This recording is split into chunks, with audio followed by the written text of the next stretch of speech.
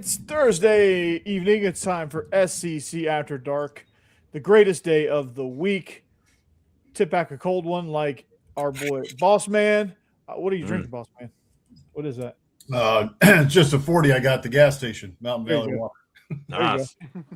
That's the real 40 right there. Yeah. Joining us on this rather eventful week is you would never know it's the middle of May. No, not at all. No. And Stephen Willis is I think there's something happening with Lane Kiffin. I'm not sure. We'll talk about that. Yes, he's having a psychological breakdown, but we'll talk about that.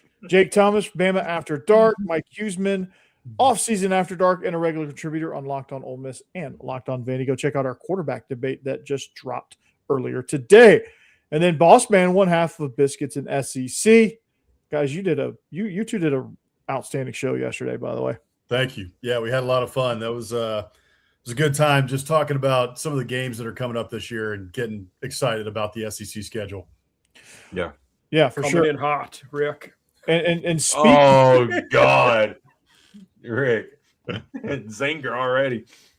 Dang. That might be the easiest answer ever. I think we knew that before this episode. Yeah, it's not new. Yeah, that's true. Nothing new. Yeah. So let's. Yeah, so just give him the stage. Let him go. So here we go. Yeah. Before we do that, Nate Bargatze cast Jared Curtis in his movie. Just want to throw that out there because we'll probably talk about Lane Kiffin the whole time. But Steve, here's the quarter. Well, I do want to say this about Bargatze is officially the super fan of the SEC over Matthew McConaughey by doing this, because this is raising it up the next level. And I am just super pumped that Vanderbilt has a super fan that is willing to do stuff like this. Yeah. That's awesome.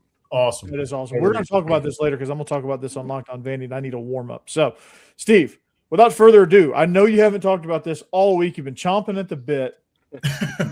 Lane Kiffin said a few things, just on a few outlets. He tried to say a few things. I have never seen Ole Miss get accused of symbols and racism and all the stuff that everybody does, and the whole nation almost uniformly got Ole Miss's back.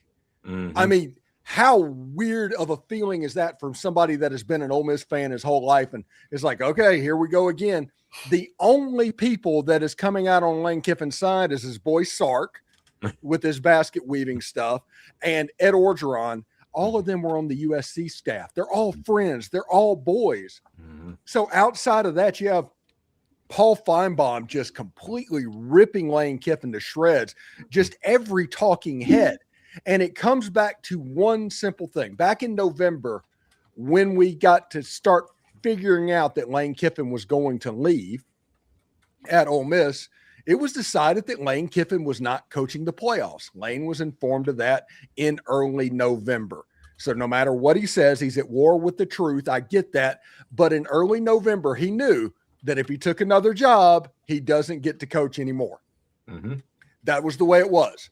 Lane tried to will it to happen. And when he found out about that is whenever the public trip to Baton Rouge and Gainesville happened. That was like a no thing, just kind of rubbing in Ole Miss's face. That caused a lot of the circus that happened in November and early December. Mm-hmm. Then after Ole Miss made the playoffs, we all saw Lane pulling coaches back and forth, doing whatever he can to do it. Because when this happened, Lane Kiffin said, if I do not get to coach the playoffs, I will destroy you. And he tried to burn it down on the way out. He contacted every player on Ole Miss's roster before the transfer portal window closed to try to get them to leave as well. He wanted to inflict as much damage on Ole Miss as possible. And you know what? None of that worked. Ole Miss finished up one play away from the national championship game, a crazy pass interference call. So fast forward a couple of months to now. We're through with spring practice. It's right on schedule for him. He does 3 interviews in 3 days talking about Ole Miss, hoping any one of those land. None of them do. Because the reality is, after what he pulled in November and December, nobody gives the guy the benefit of the doubt. The way he used the people, ESPN, with the many lives of Lane Kiffin, all of that has kind of come home to roost. So nobody takes anything he said seriously, and he dropped the race bomb. He tried to play that card as well, because that's the card that 20, 30 years ago you played against Ole Miss, and you tried to do that. And he used one particular word that was intentionally put in there, and that was segregation. Intentionally dropped that. And Ole Miss, has lived their race struggle more than anybody else because they've had to. But because of that, Ole Miss has to be honest with themselves. Ole Miss has to do what they can to improve. Ole Miss is very sensitive about this topic. And everybody else, I think, has seen the effort that the University of Mississippi has done to do this, which means that's not going to hit as well. So we're at the point where he tries to lob his grenade, okay? It gets thrown back and it blows up. It's one of the biggest troll backfires I've ever seen. He immediately goes to on 3 to try again. That's where he mentioned, don't compare us to them year one because you don't expect to win the game and you don't think you will. And then that didn't work, and he tried again, go to USA Today. 3 interviews in 3 days trying to get his point across. None of it lands. So this is what's happening. You're seeing a coach that is making $91 million a year at a program that is supposedly better than Ole Miss, increasingly crazy, acting like an obsessed ex-girlfriend when he was the one that left. And he doesn't think he might make it to the playoffs after all. When it comes to this, he might not get to go. That opportunity in Ole Miss in November and December might have been his only opportunity to get in those games. And that is on his mind. In fact, that's the only thing on his mind.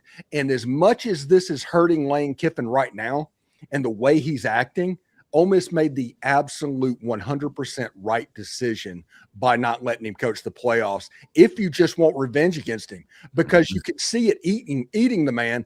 And second of all, he would have never beaten Georgia. You think he's going to trot out a field goal kicker to kick a 57-yard field goal in the first quarter? No, that's not going to happen. He wasn't going to beat Georgia. So Ole Miss fans, they're happy. Pete Golding, happy. Everybody's happy. The only people that is throwing shade are the USC brigade of Sark, Ed Orgeron, and Lane Kiffin.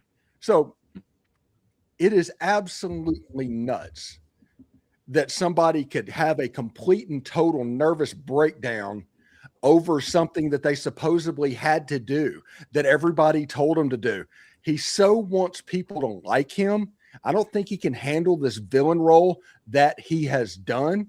But if you're an Ole Miss fan, you want this to go on for as long as possible. If we can get another week out of it, great. If we can get another 2 weeks out of it, great.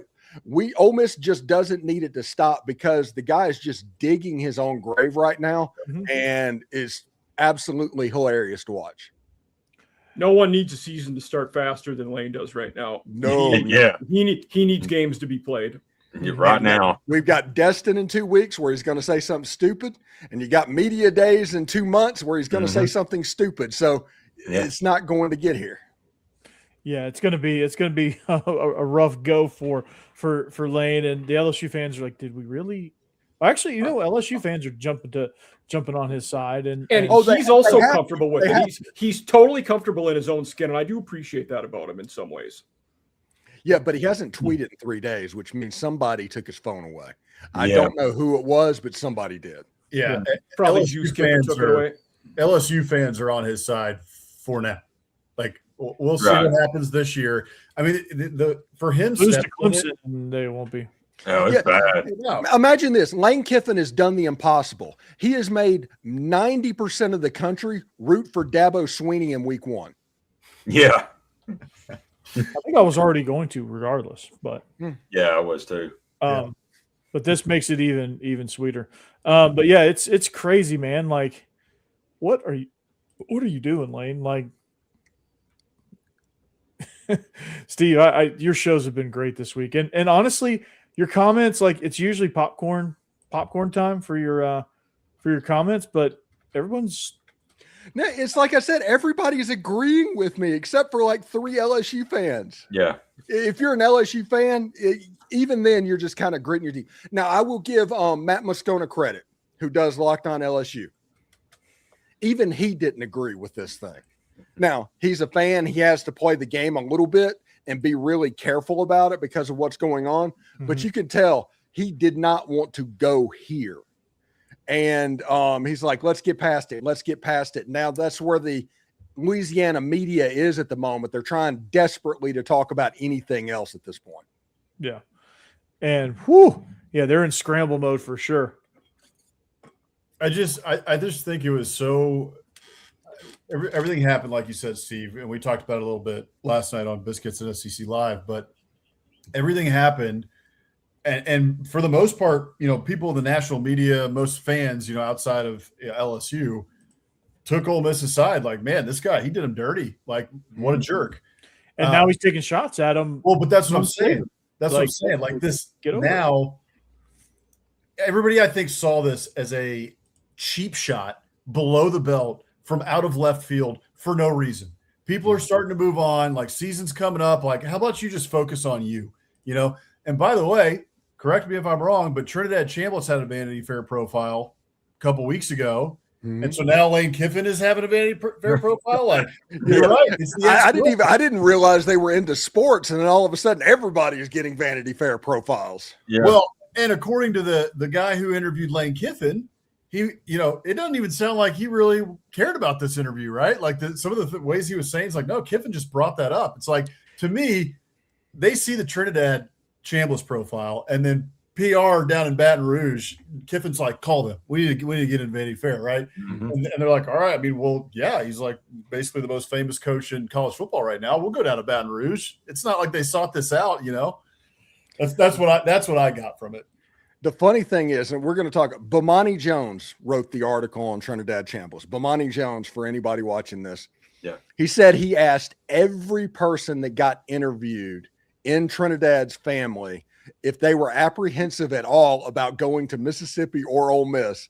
The same thing they were talking about, and everybody to a person is like, no, it didn't even come up. And then this comes up, and they admit it. And tomorrow on my Locked On podcast, we talk about Paul Feinbaum saying that Lane Kiffin's trying to wipe Ole Miss off at the face of the earth, because that's exactly what he's trying to do. It's a revenge play. But that's the reason he said that, is just part of it, but it's not true. I spoke with somebody pretty tight to the NIL at Ole Miss. Lane didn't bring it up one time in 6 years. This is a guy that complained about student attendance, the size of the stadium. He complained about literally everything. And if that issue was a big deal, he would have complained about it. He never said a word in 6 years about it. Did some players say that to him? Maybe. Who knows when it comes? There are people that have stuff like that. But he never said it to anybody involved with NIL. And trust me, if this player gets basically high enough to get a committable offer, there's an NIL offer with it, which means they're involved. Yeah. So all of that, this is all just BS. Lane doing his thing. And like I said, I hope it continues, because the longer he talks, the better it is for Ole Miss, the worse it is for Lane Kiffin and LSU. Yeah, let this keep going. When you say the better it is for Ole Miss, do you mean the better it is for Locked On Ole Miss? Well, all of the above. Yeah, all of the above. Anybody that tide lifts all boats. Yeah. If Steve can get to training camp with on the raft of Lane Kiffin controversy, he's there, man. Yeah. Yeah. And I don't blame you. I was talking to my boss today, by the way, and I was like, we're trying to figure out what's going on, because we're in the depths of the off season right now. That's what it is. And we're just bragging about this week and going through. And he was like, well, what's your plan? Are you going to keep going with Lane Kiffin? And I was like, I guess if it blows up, I'll keep doing it. But Monday, I'd like to do something different, because he's going to say something stupid at Destin, which is in 2 weeks, which means that's another week. And then he's going to say something stupid in media days, and that's another week. And I don't want it to be a Lane Kiffin podcast, but whenever it is, man, I make money. I make bank.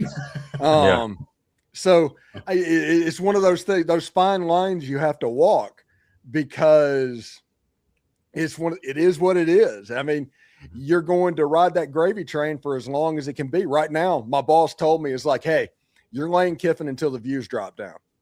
Mm-hmm. And that's what he said. I'm like, okay. There you go. it's and like I said, your comments don't feature those bots that are like, oh, all you talk about is Lane Kiffin. They're all like, yeah, Steve, go get him. Screw that guy. Yeah. Hey, Sling Blade. Yeah. Yeah. Oh, I love it. I love it when they call me Sling Blade or some other Billy Bob Thornton reference. Bad Like, Santa. Yeah. Hey, isn't there an asteroid barreling towards Earth that you need to stop? Yeah. And the funny thing is, my wife can't even hear that. She doesn't understand that. I have heard the Billy Bob Thornton thing for 25 years at this point. Wow. I never got it until you first mentioned it. I didn't hear it until then. Yeah, but my wife is like, I can't hear it. I don't know what people are saying, and I think it's just because I have a draw. Because I think he's from Arkansas originally or something like that. So the Arkansas draw and the Mississippi draw is kind of similar, and I have a little bit of gravel in my voice, and I think that's it. But yeah, it's pretty funny. Sometimes when you get, I think I was trying to pay extra attention to see if I could hear it, because I can't hear it. But it's when you say certain things, the pace and the diction that you say it with is the same pace as and the same kind of rhythm as Billy Bob, which I was like, oh, there it is. Steve, you should do Billy Bob Easter eggs on like random shows where you just show up with like a fake vial of blood or like some random weird earring or some like weird do-rag he wears. They just show up on a show one day dressed as Captain Jack Sparrow. Yeah. You don't say anything either. You don't even acknowledge it. Yeah.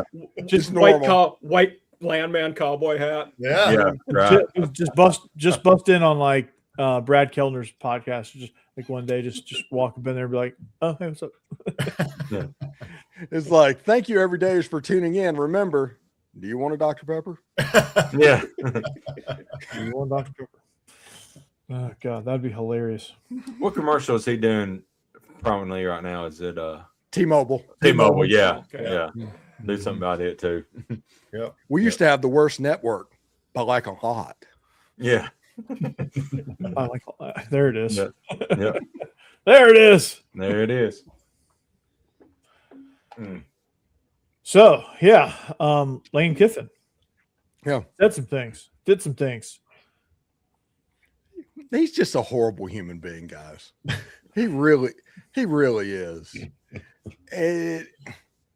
Listen, I talked with a very high-ranking person at Ole Miss. Okay, I'm not going to name names on this, and it just said, "We are dealing with the worst human being on the planet."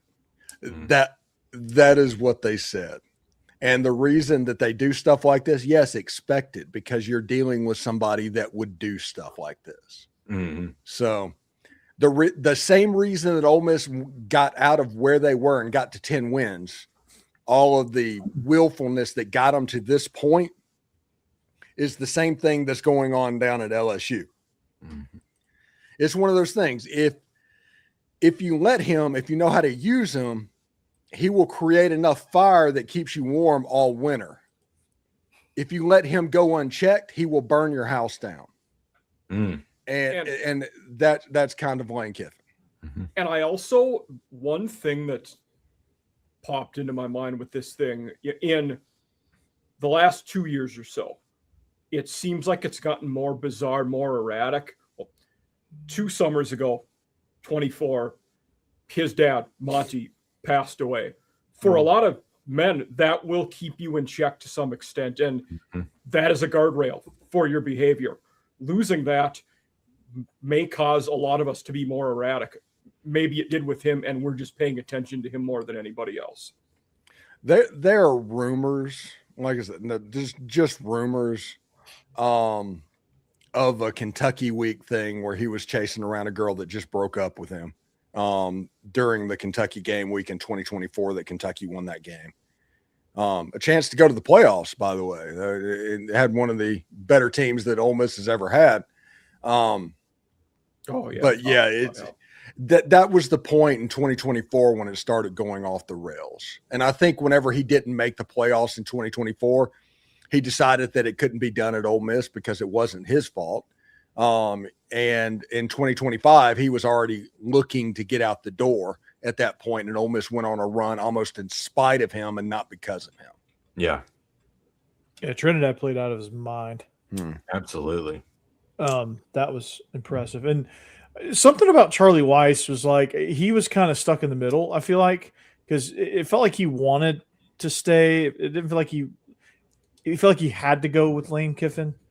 It almost feels like that. I don't know if you get that sense, Steve, but it just like, okay, I'll go. Charlie's a good guy. I mean, nobody, even everybody at Ole Miss right now, is Charlie's just a good guy. It just kind of is difficult for him. The funny thing about Charlie is the Jackson Dart years and everything. Everything good that happened was Lane's credit. Everything bad that happened was Charlie Weiss Jr. Yeah, That's how it goes when you're the coordinator of the head coach who was a coordinator on your side of the ball. Yeah. But in the playoffs, when he didn't have that, you got to see him show out a little bit. So he has a little bit of star going. I think after this season, he's going to be in the NFL. Yeah, I think that's very likely. Yeah. Yeah. I was hoping he would go with the Giants this year. Yeah, I just literally think that I think they paid a decent amount of money for him, obviously. But yeah, I think he will be at in the pros next season. If this year goes the way that I think it's going to go, by mid-November there could be a mushroom cloud in Louisiana, and they're getting ready for the next year. And if that happens, they're going to blame coordinators. That's what they do. It'll be Blake Baker and Charlie Weiss Jr. get shown the door. You know, the guy the Giants hired instead was Jake's favorite coordinator, Brian Callahan. Oh, Callie. He's the Giants duo coordinator. Wow. They just keep stepping on their dick. yeah, yeah, they do. There goes the cleaner rating. Yeah, maybe. And Alabama took the lead 4-3. Dang. Awful. Hey, actually, one more. I want to think. I got a couple things, but one I want to ask. This just came to mind. So I saw somebody was tweeting about, Marcel Reed originally was committed to Ole Miss and then ended up flipping A&M and everything. Somebody had the sheet of Marcel Reed's visit to Ole Miss, and there was not a meeting with Lane Kiffin. I don't know if that was an early visit, you know what I mean? And maybe there was a later visit where he came back and, Kiffin was on the sheet. But people were pointing out, like, this guy's talking about recruits and families calling him and stuff. And like you said, it gets to a certain point, NIL's involved, whatever. Kiffin has to be involved in that stuff. But to some degree, if he wasn't involved in recruiting Marcel Reed, if that was a late visit, you know what I mean? And Marcel Reed was a big recruit.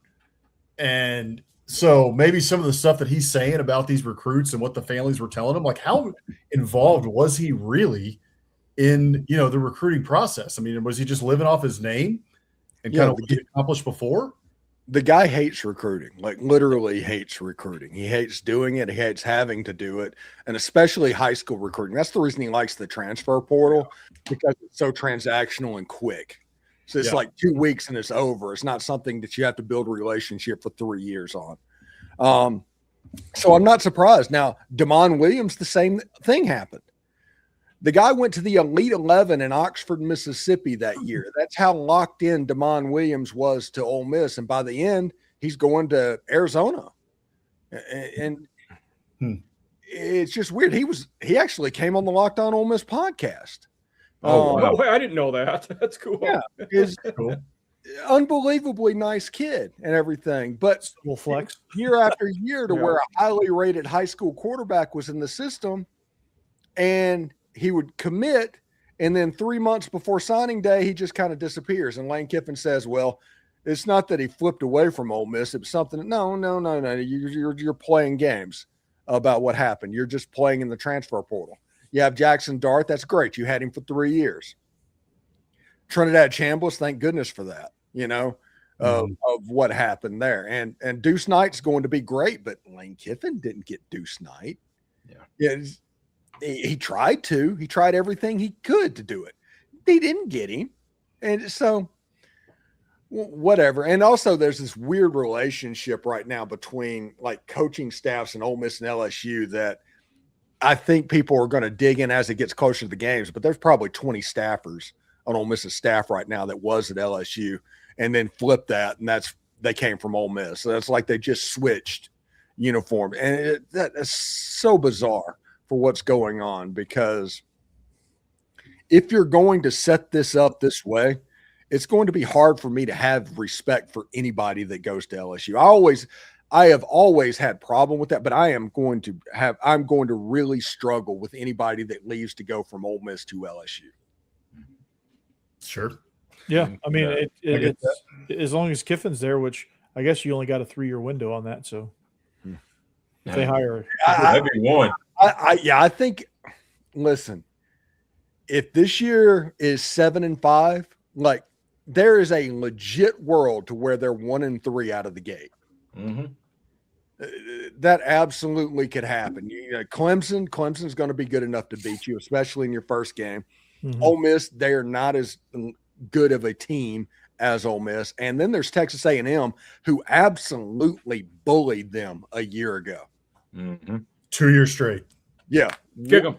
1-3 in September, and all of a sudden that place gets weird. By November, there could be a mushroom cloud, like I said, and they're sitting here going to the Gasparilla Bowl or something like that when we were talking about the playoffs and high rankings. In a lot of ways, this year reminds me of last year with Brian Kelly, where everybody said, oh, this LSU team is going to be second in the country or third in the country. They're going to be a great team.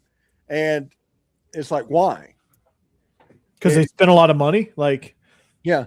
Yeah. Like, hey, you I had don't an understand. offensive line left and they were crap. I know that you got Jordan Seaton, but there's 5 positions last I checked. Yeah, last year Vandy spent probably less than half. Or what am I trying to say? They paid half. Yeah. They paid less than half of what LSU paid. Good Lord. More than less than half of that. Dynamite drop in, Monty. More or less than half than less than is greater than. This is me right now. Leahy walking out of the trailer. That's the inside of my brain right now. What I'm trying to say is Vandy spent more. Shit. Vandy spent half as much as LSU. Mm-hmm. Yeah, and even less than that. And beat their ass. Yeah, and it wasn't not particularly close. No. This is the crew listening to that. Yeah, right. Damn, Jeb. Yeah, we got Weird spirit.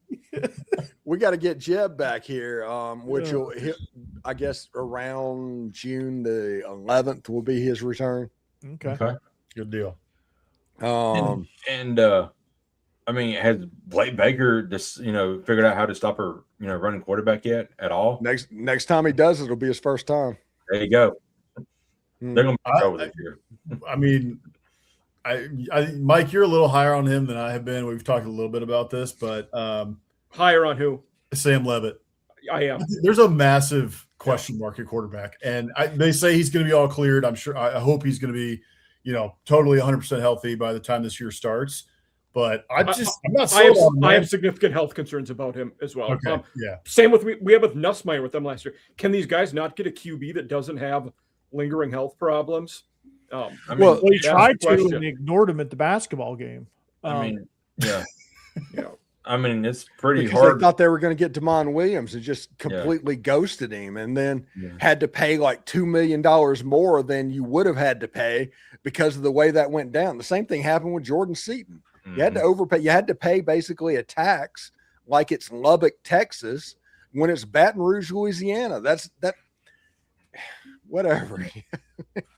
It's crazy. It is crazy for sure. And Steve, just be glad you're away from that mess.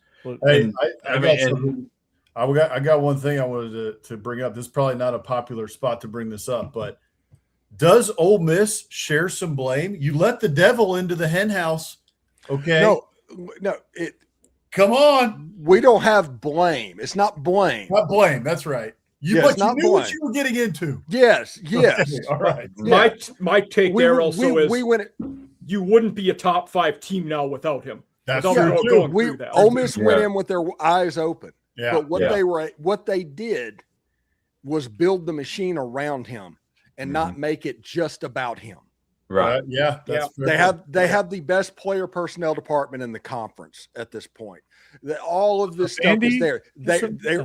They are one of the leaders in NIL in the entire country right now. They might not be the richest, but they are good at what they do. They are. And this is all outside of the egomaniac, essentially.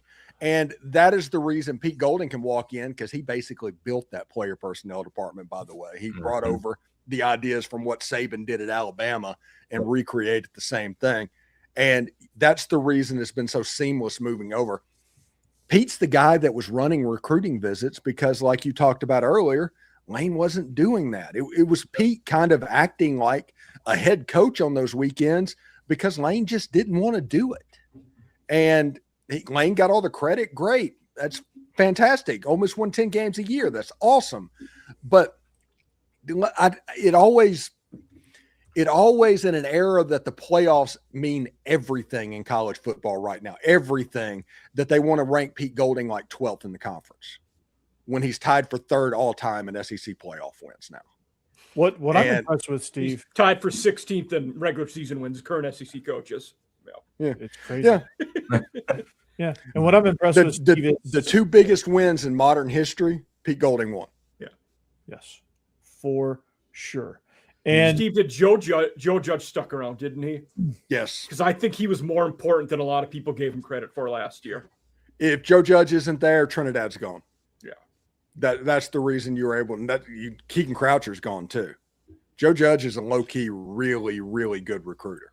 Yeah, for sure. He's been consistent. Wasn't much of a head coach in the NFL, but that doesn't necessarily mean anything. But yeah, I mean, Steve, to your point about them building the machine around him, I was impressed that, like, you're gonna love this Batman reference. They danced with the devil in the pale moonlight, and then as soon as they saw trouble, boom, they booted.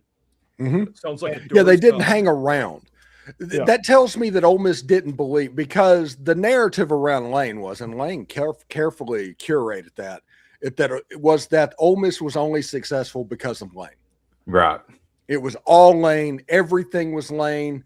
All of that stuff. Everybody on the outside, the media and all that, believed that because that was what his PR team was spinning. Ole Miss didn't believe that, and they did the stuff behind the scenes because they didn't want to go back to David Cutcliffe and Ed Orgeron and all that time. They wanted to stay exactly where they are, and now they have a chance to do just that based off of the player personnel department, the NIL group, and a coach that, honestly, he was Nick Saban's second longest assistant. Yep. Yeah. Number one was Kirby. Yeah, number one's Kirby's, and you're gonna have questions about this guy running a program. Listen, I mean, this quote from Eddie, Jake, is he said, in my 27 years of coaching leading up to this, the single most I got more value in that 1 year with Saban than I did in the other however many years. Right. He said that with Josh Pate, and I was like, whoa, like that's coaching PhD. Yeah, that's wild. That's awesome. So, and you got Pete Golden, who was in that system for years and studied and knew everything that Nick Saban did. He took it to Ole Miss, and Ole Miss about to be a juggernaut still. You know, he's just going to keep that going. Speaking of, I mean, in terms of, I love like a good fit at a school. You know what I mean? Edo at LSU was a perfect fit in terms of his personality. He is Louisiana, you know. No, he couldn't. He had he left the coaching part out of it. Right. Yeah, right. Hey, he got one. Can't take that away from him. But you're right. Yeah, I'm with you. He didn't coach that. He was just standing there. It's always the Jimmies and the Joes, not the X's and O's until it's not. Right. He was Larry Coker 2.0. Larry Coker got one too, baby. Hey, exactly. They're Gene Chizik got one too. Yeah, Gene Chizik got one. Yeah. But I love a good fit. Edo was a great fit there. Even Jimbo, I think, personality-wise, was a good fit at A&M. But Pete Golding, in terms of like the Southern frat boy, I mean, he is Ole Miss, man. Like that. Absolutely. That guy like lives at the Grove. Yeah, it's one of those things like you hear about it, like the coach that is his best friend on campus that he talks to is the golf coach. And it's like, does that not make all the sense in the world? It's perfect. Yeah. Golf fan, don't ever let me hear you say Jimbo is a good fit anywhere. Jimbo was a good fit at Florida State. He was. Yeah. He was at Florida State. Yeah. Yeah. He was at A&M too. I mean, he bought in totally. He's a what do you want to call? He's kind of a country boy at the end of the day. I just can't. I can't. Jimbo also strikes me as a guy that if he takes another chance somewhere, I think he'll have matured and learned from his mistakes to some extent. You think he goes to like a G5 first, or you try to? No, because I don't think he would take that job. Yeah, right. Like, I don't think he would either. I don't know if it was Boss, but I was talking about this, but I think he's in that weird realm where the jobs he would take might be too good for them to offer, but the jobs that would offer, he doesn't want them. I mean, why would you if you're making the kind of cash cow that he has right now? Yeah, you got the stuff from A&M that they're paying, and also you got your ACC network gig. Yeah. Yeah. To where, he gets to kind of be the dude because he's a folksy guy on camera. Mm-hmm. He's good in that setting. So, if he wants to do that, he's got the bank. Just don't get back into this grind. For the duration of his contract, he's making $2,400 a day. And that is still less than what Bobby Bonilla, whatever, from the Mets is still making. Bobby Bonilla is making $1 million a year. Yeah. And I think he retired in like 98. Yeah. He's still making that. It's crazy. Yeah. Doesn't it go to 2035 or something too? Something like that. 2033, yeah. Okay. Something ridiculous. July 1st, Bobby Bonilla. Yeah, and that was one of the Mets' just greatest concerts or greatest jobs. Yeah. Mm-hmm. The Mets they did stupid stuff for decades, and that is the stupidest of all. They still do.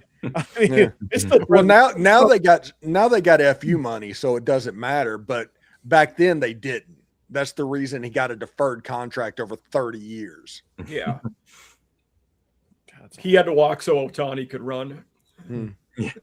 I could see Jimbo at a place like, Narduzzi's there, but kind of at this level, like a Pitt kind of situation. The one I've wondered, a place he was a former O coordinator, if Satterfield leaves Cincinnati, he could pop up there. Oh, that's a good one. Yeah. West Virginia, I've always thought that. Rich Rod's there. Who knows what happens there? But, that level. Also, Appalachian State. Just want to – seriously, with Jimbo Fisher, with a coach named Jimbo at Appalachian State, it would absolutely – you talk about fit, that would absolutely fit. When we had an opening here a year ago at Marshall, I would have taken him, being a Virginia guy. Right. Yeah. No, Marshall came to mind as well, but same thing. I think it's like, I wondered about Virginia Tech when that one came up this year. Like that. They were always. It was always. They're about to be scary good. I don't know if people realize because that play they're going. Hell, whenever Penn State, when James Franklin was there, they were recruiting Newport News. Mm-hmm. Yeah. I mean, he already has the ends there. And once you do that, that's the whole secret to Virginia is recruiting that area. Norfolk, Newport News. 100%. And also like going into a couple of those different, going into like Ohio for a player or two, going into Pennsylvania for a player or two. I mean, it's literally the Penn State recruiting. That's what you do. And just Tidewater in Virginia. Yeah, it might not be 3A ball. It might be 2A ball, but go down to North Carolina and get a player or two. Because they play AAA. Right. Steve, coach down there couldn't tie his shoes. Yeah. I mean, everybody knows that Michael Vick's from there. There's a whole bunch more that are from there, but Allen Iverson was a great quarterback from the Hampton Roads area. I mean, the Tidewater in Virginia has Aaron Brooks played for the Saints for a number of years. Aaron Brooks, that's right. Do not mention his name. What happened there? Did they play the Rebels at one point, Steve, or what happened? I'm a Saints fan. Oh, I didn't know that. Oh, yeah.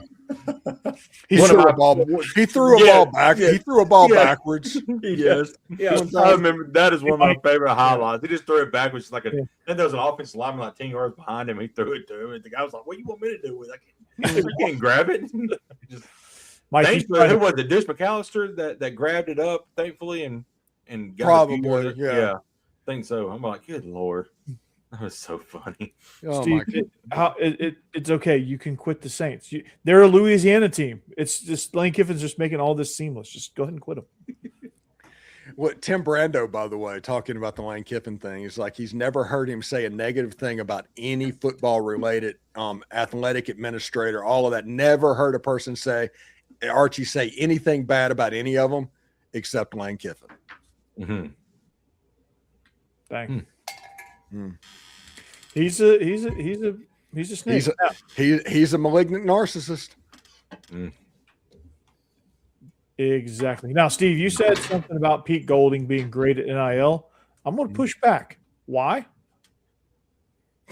Yes. Do you have Nate Bargatze? I think not. This was when I saw this come across the timeline, I was like, whoa. We got our super fan. Here we go. Like, this is cool. Like, you're NIL this because it's creative, because you have a super fan like this who is like using his platform for NIL and NIL opportunities, and also acting opportunities for post football whenever that happens for Jared Curtis. It's a cool thing as part of his NIL deal, and Georgia fans could not be more pissed. Yeah, no. It is. I mean, like Aaron Murray came out and was like, how about you take some snaps first before you start doing this stuff? Take some snaps there, bud. It's a new Aaron world. Murray. Wow. Yeah, well, it takes before you do. Why do you need to take snaps first for stuff like that? What does acting have to do with playing the quarterback position? Absolutely nothing. Yeah, it's just everyone's still just reeling off Diego Pavia and his cockiness, and they just want to direct that energy somewhere else. Like, oh, how about you prove yourself before you act like a star? He's not acting like a star. Jared Curtis is not saying anything No. to anybody. Yeah. Everyone else is like saying this stuff. Like, he's not. Like, he told Diego Pavia in private, and that comment got quoted in an article. But people are like, oh, yeah, he's so cocky. He told Diego Pavia he's going to win the national championship that he couldn't win. Like, everyone's all been out of shape. But that wasn't a public comment. Like, he's not going on these appearances. He's not doing red carpet tours for his cameo spot in Breadwinner. It's just a cool opportunity. Also, if your quarterback is coming into that said school, just take Vanderbilt out of it. Don't you want your quarterback to have that mentality? Like, I'm coming here to win a national championship. Like, that's what I'm here to do. That's the mentality you want your quarterback to have. The only reason that he's getting smoked for it is because it's Vanderbilt, and it's like, oh, well, if you're going to Vanderbilt, you just can't have that expectation. No, screw that. I want my quarterback to have that mentality, 100%. I want him to say, I'm going to win 4, 5. Yes. I'm gonna play here for a decade. I'm going to win 10 in a row. I'm going to be the quarterback at South Carolina, and I'm going to go to the Birmingham Bowl. Right. No, they're not going to do that. Can you imagine if he said, yeah, I just hope we can, we can go 6-6 and go to the Gasparilla Bowl and just have a great time down in Tampa. Mike is gone. That was a cheap shot.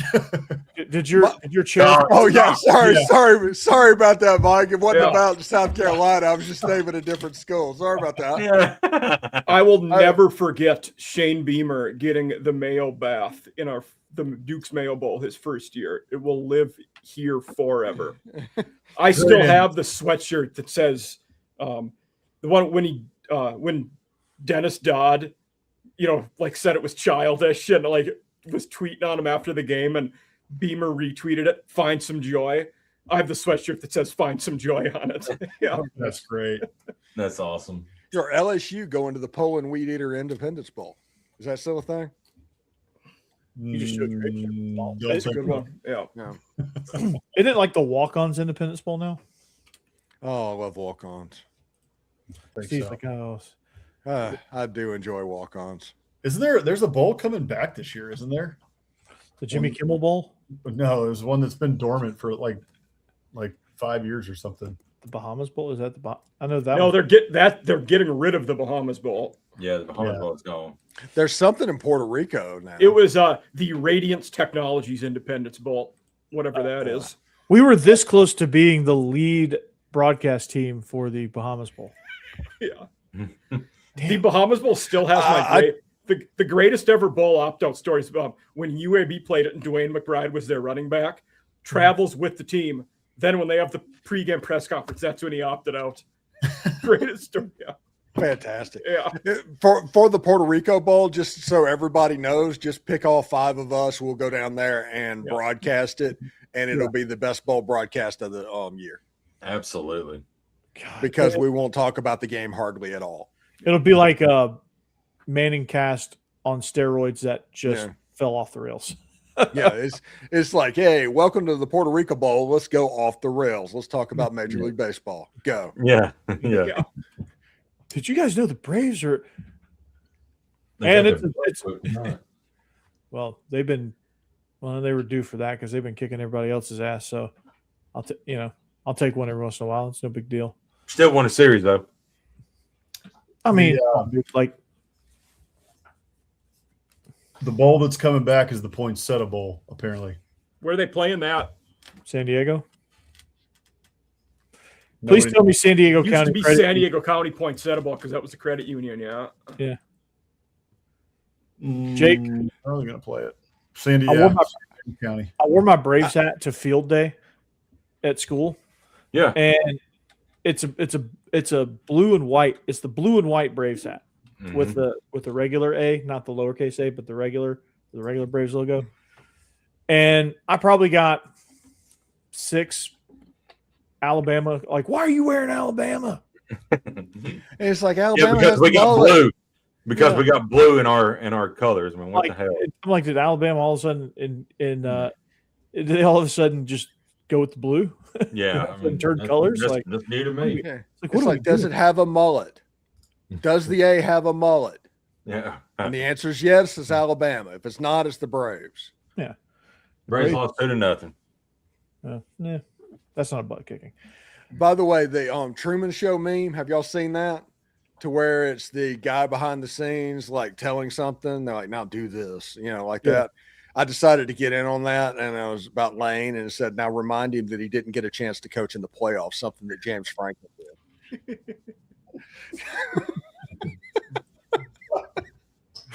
I'm going to go retweet that. That's good. Basically, my whole feed today was just all those memes. Just, tell them this, tell them that. Yeah. Good stuff. That's actually a surprisingly good movie, by the way. My favorite one was the meme remember the Titans one where it's Lane and Denzel lifting up the football after the game. Lane giving the "I have a dream" speech. Where he has the Kente on and he's with Nancy Pelosi taking a knee. Yes. I saw one where he was leading the march on Selma on the bridge. Yes. I saw that one. Like, good God. I do love how much it's backfired on. Yeah, absolutely. Anytime a troll it backfires on a troll, I'm all for that 100%. Yeah. And the fact that this troll was directed at Ole Miss and it backfired, even better. Yep. That's unbelievable. I didn't have time. I was going to put his face on Malcolm X, but I stayed away. Oh man. Now that AI is a thing, I mean. Oh, I know. Could have, yeah. Wouldn't have taken long. I mean, could you have done something like this? Yes. Put him there. Little known fact, that Pop-Tart has more playoff wins than Lane Kiffin. Ooh. Oh. The same amount. Did Lane Kiffin ever star in a movie? Exactly the same record. Same record. Yep. I've won the same amount of playoff games as Lane Kiffin. Yeah. He's a playoff juggernaut. He is matched up with them. He is a man of the people. We all have the same playoff record. Did you just turn up some peanuts? Mm-hmm. Yeah. Nice. All right. Hell yeah. Yeah, it's really good with a Coke. You put him inside the Coke. Oh my God. Baseball season, man. Mm-hmm. So We're getting close. Get a nice wad of sunflower seeds in the cheek. Mm-hmm. Speaking of sunflower seeds, what's y'all's favorite flavor of sunflower seeds? There's a spicy one that I like because I like spicy stuff anyway. This is going to be like an obvious thing, but I'm so old when I can remember when there was only one. Yeah. I'm with you, Steve, but I am forever grateful that they invented ranch flavored ones. But yeah, you used to go to the gas station, get 2 for $1. Those sleeves, those golden flake sleeves. Yeah. Seeds. Back when they used to be the sponsor of the SEC, and every team they were talking about Golden Flake. Yep. Auburn had a massive golden flake sign in their stadium. I'm not a big sunflower seed guy, but one, I don't know if it's David or Big or one of them. They have ones that are flavored with Old Bay seasoning. It's pretty good. I think that's big. Okay. I think that's big. That's good stuff. I think Put that on most things that I would eat it. Yeah. I do. I'm with you. Pretty much anything. Although I have had the goldfish with Old Bay on them. Honestly, not that great. I was a little surprised. The Utes potato chips with the Old Bay are phenomenal. Yeah. The 100%. Crab chips or whatever. Oh yeah, they are very good. And then there's a burger place here in Nashville. It's becoming a local chain called Cletus Burger, and they have what a great name. Yeah, Is it like the Simpsons character Cletus, the slack-jawed Yoko? Yeah, it's like a '90s themed. Yeah. Oh, cool. Bar. Yeah, it's cool. It's really cool. It's like if the '90s just vomited all over the walls. They have everything you could ever dream of from the '90s in that. So they have their Cletus burgers, right? So they specialize in burgers, but hot take, their wings are better than their burgers. And they have Old Bay wings. These are like Magic City wings? Of course. Magic City's now number 2. I cannot make this up. I apologize for interrupting. Lane has not tweeted for 3 days in his personal account. All of a sudden today, Juice Kiffin tweeted again for the first time in 4 months. Oh, Justice wow. for Juice. Oh, he snuck a burner out there. He found a phone. He probably bullied some kid at one of the high schools in Baton Rouge to give him his phone. Yeah. What did Juice tweet? Picture of the family out on the ocean, I assume. Yeah, and he said something like your dog's not out on the boat or something like that. Yeah, that's got to be an old picture. Yeah. Goodness. Without opposable thumbs, how does he take a picture with the flat screen like that? I have no idea. It's Juice. It's Juice Kiffin. It's just AI now. Okay. Juice knows how to. He can at least type, But remember when it came out right after, like, remember there was that rumor, like, he adopted Juice, like, just for the, to be more likable and stuff. I was going to say, he did. He did. This he got the dog, like, for real. He wanted a dog, but the dog ended up going back to the kennel. They came back and got it. And then whenever Lane went down to Baton Rouge, everybody was like, well, where's the Juice? Where's Juice? Where's Juice? Juice was living in the kennel. He'd already been given back, but there was so much pressure and backlash that came on that. Lane went and they got the dog out of the kennel to take it down to Baton Rouge, allegedly, to the point where Ole Miss fans are genuinely concerned that they got the dog hurt, by doing that. Right.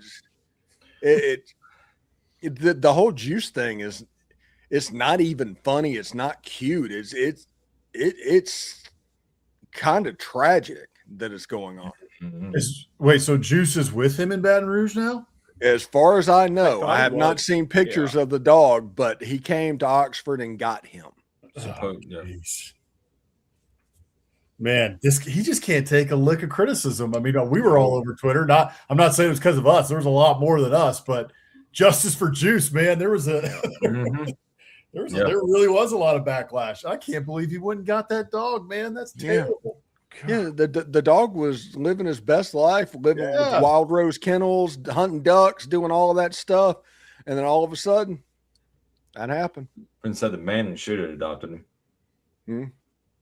It's nice that the moment that Lane left the program, all of a sudden the Mannings were back around everywhere.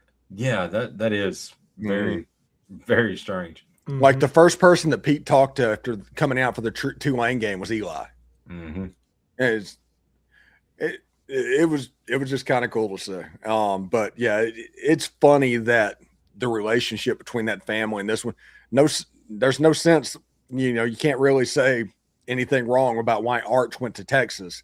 He was never coming to Ole Miss is the answer to that. Yeah. Well, it's kind of interesting now. I mean, Peyton already kind of didn't have a reason to like him. He wasn't there at Tennessee, but he's a Tennessee fan. Lane did them dirty.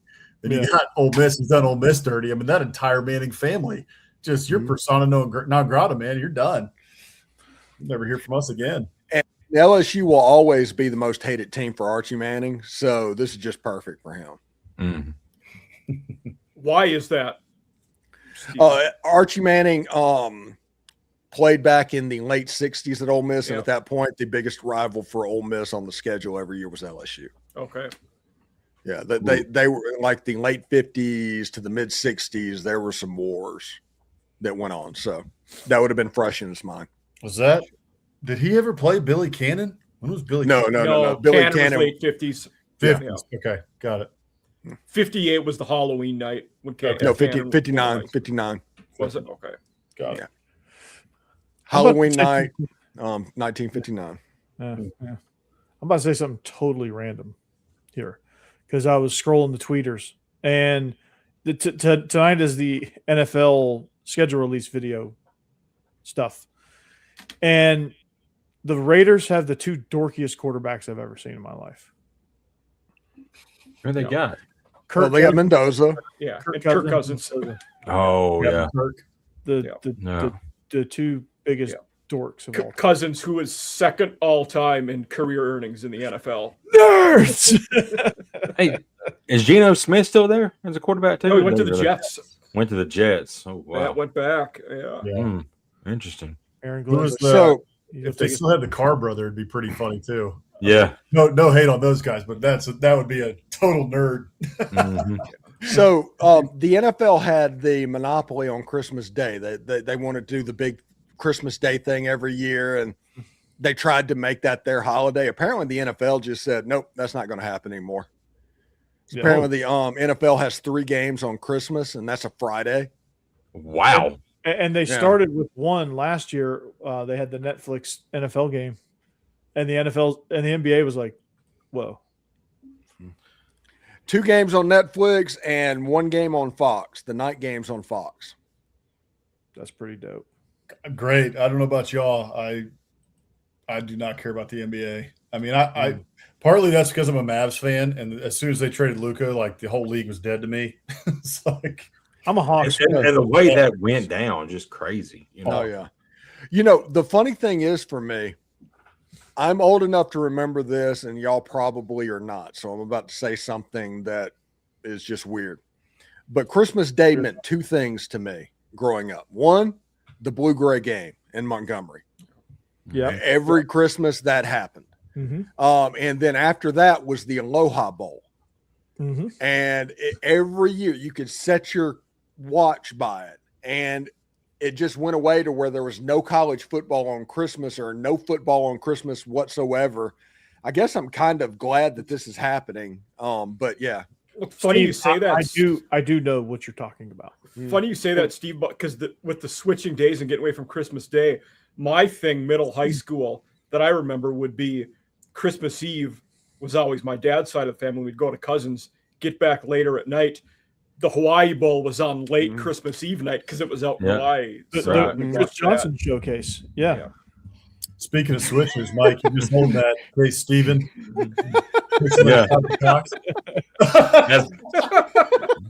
That's good. I'm just decided that football is just 84 days away from fall camp. So 90 something, 100 something till the games start. And I can't get into the UFL. I've tried. I just cannot get into it. It's not the same. Because Birmingham broke itself. I don't know why. Yeah. Actually, I do know why they broke themselves, but break yourself, fool. They're just terrible. They are. I don't know. They're just all for sure. It's just it's not. When a competent head coach walked away and you just said, "Hey, AJ McCarron can do that job." Yeah, this is what happens. No, he can't. The funniest thing to me is that AJ McCarron was running for Attorney General of Alabama, and then he's like, And there's "Actually, you know what? Florida. Never mind. I'm going to go be the head coach of the Stallions." Yeah. And he's gonna and I know your boy Neil McCready is upset because he took his podcast partner, Tyler Siskey or whatever. Yeah, to make him his offensive coordinator. And Yeah. Tuberville's probably going to be their next governor, right, Jake? Isn't he running for that? Yeah. What Yeah, is going on in Alabama? My We got And then Mima Ivy right now. Yeah. Mhm. Can't get her out of bed to do any kind of work because she's, so had to wake her up, get out of her gown just to make an important decision. She goes back to bed. Now, honey, I'm gonna make some grits, and then I'll Yeah. make this decision. Goodness. There's a video. I'll see if I can find a thing I got to say, but it's an actual video. She is in the middle of an interview. She just lets out this huge burp in the middle of the interview. And she says, "Excuse me," and just keeps on rolling. I'm like, oh my Please continue. God. Yeah, I've got to find that and share that. Yeah. If that's not the most Alabama thing I've ever heard. Yeah. Man. we got yes. tired of paying for her pee pads. Yes. God. Yeah, now Tommy Tuberville is running for governor, and of course, on the Republican side, he's probably going to win it. They'll probably win. I've heard they're moving the capital to Greenbow, Alabama. Ever since Hammer put that quote in there, all I'm doing, the only thing in my head is the DuckTales theme. Yes. Scrooge Yeah. McDuck. DuckTales. Yeah. I made a DuckTales reference at school the other day. I feel like I'm sure that went over well. Oh, that probably went everybody said. And there's new DuckTales airing right now. There is. It was to another teacher, so they got it.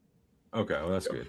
Yeah. I don't know. You guys had mentioned Revenge of the Nerds a few minutes ago. Somebody did. The guy that played Ogre died.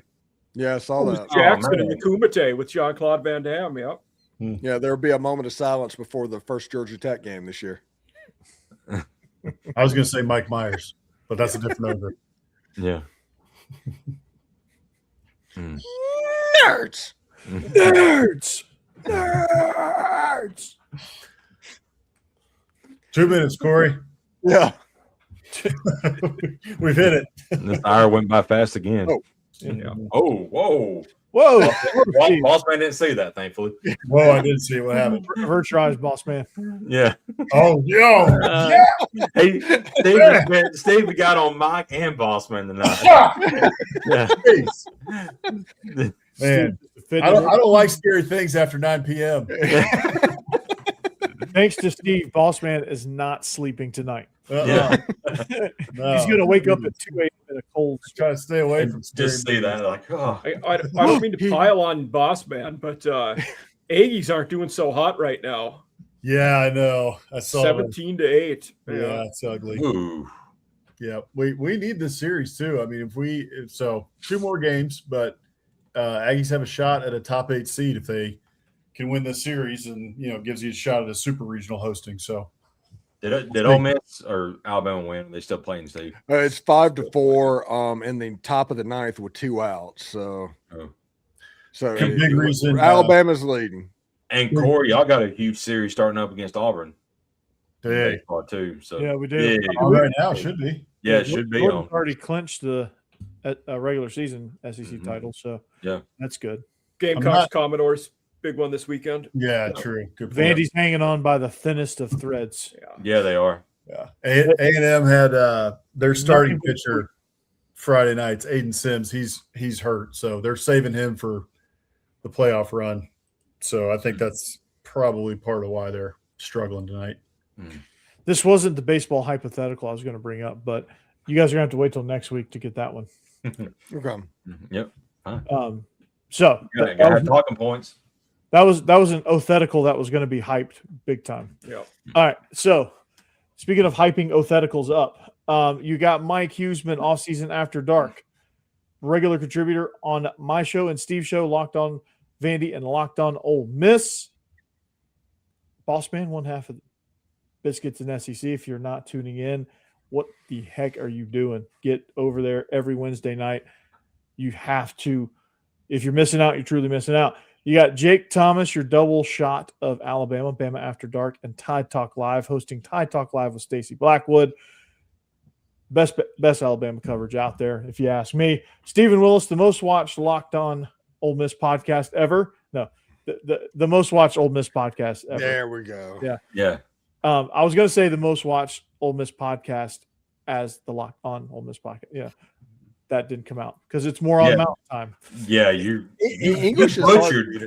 Yeah, you butchered a lot of words tonight. A lot of phrases. A lot of English has escaped me tonight. Tomorrow's the last day of regular classes. Can you tell? Yes. There you Your go. brain is already shut off, hasn't it? No, we understand.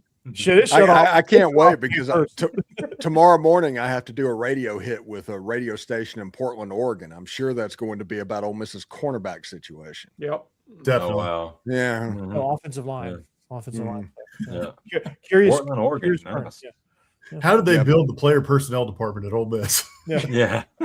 I bet they'll ask Yeah. the two QB recruits and how different they are. That's what they're going to ask you. Yeah, Yeah, right. I'm excited. It's like, yeah, can we talk to you for 10 to 15 minutes? And I was like, sure. Oh boy. So Steve, tell us about John David Baker's philosophy on taking vertical shots down the field. That's So Yeah. his RPO game, what do you think? How do you feel about third level RPOs? Hey, you can tell my cousin has a great, not a brewery, it's a distillery out there. She's the master distiller at a place she started called Freeland Spirits, which they've got like this teardrop bottle. They do whiskey, gin, and I think maybe vodka. But it's actually really good. You said So, Freeland? Portland, Oregon, Freeland Spirits. Interesting. Is it sold nationwide or is it just a local thing? You can buy it. I believe you can have it shipped to you. Wow. Mm-hmm. Oh, yeah, these Yeah. bottles look cool. Yeah, no, they're cool. So check them out. All right. But yeah, that's Stephen Willis. If you're in Portland, Oregon, tune in the radio tomorrow morning. Hey, Tune in there on you the go. watched Ole Miss. Yeah, and I'm also on Westwood 1 tomorrow. So Nice. we'll see. Nice. Yeah, Who you with? If you're on at Freeland Spirits, we'd love to have you as a sponsor by Steer Marketing in the bottom right. there you go. There you Yes. Perfect. There you go. And I'm Corey Burton, Locked On Vandy. Catch me tomorrow morning. I'll be talking about Nate Bargatze and Tyler Tanner, and also Huseman and I will drop some offensive line knowledge on you as well. So we got two episodes coming out tomorrow, and like I said, we all join forces to do the best show out there, SEC After Dark. Make sure you tune in. We'll be back next week, better than ever. And when I say better than ever, it's always off the rails, and we love it. And I know you do too. So until next week, go Dogs, anchor down. Hotty toddy. Roll Tide. Spurs up. In stream.